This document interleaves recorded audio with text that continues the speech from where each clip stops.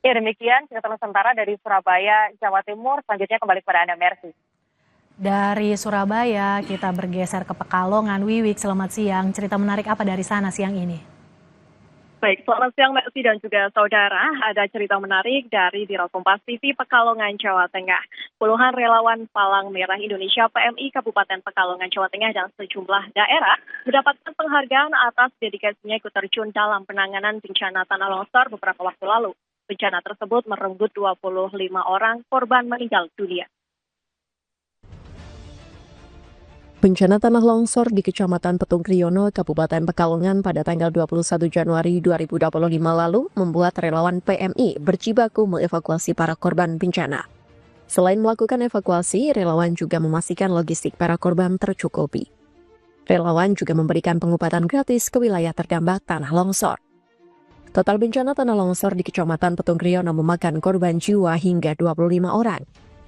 Atas dedikasinya, para relawan mendapatkan penghargaan dari PMI Kabupaten Pekalongan. Ada 53 relawan PMI di Kabupaten Pekalongan, serta 70 relawan PMI dari seluruh Jawa Tengah.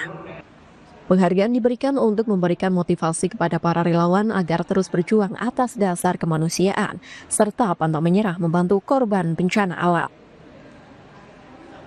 Itu dari relawan itu kan pengabdiannya luar biasa. Jadi kami memberikan itu tidak setimpal apa yang dilakukan oleh relawan. Tujuannya apa, Pak? Tujuannya barangkali nanti memberikan nilai ingat pada mereka.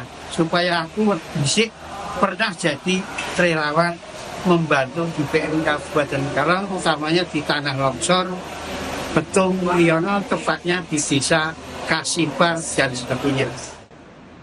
Kemen berharap masih banyak warga yang peduli dengan sesama sehingga warga bisa bergabung menjadi relawan PMI. Ari Himawan, Kompas TV, Pekalongan, Jawa Tengah.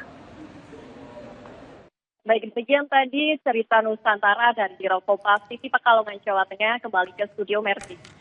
Terima kasih jurnalis Kompas TV Wiwik Loresa dan Ari Himawan dari Biro Kompas TV Pekalongan. Dan juga sebelumnya ada jurnalis Kompas TV dari Biro Kompas TV Surabaya, ada Kika Maduna dan juga Misbakul Munir yang telah bergabung dalam cerita Nusantara.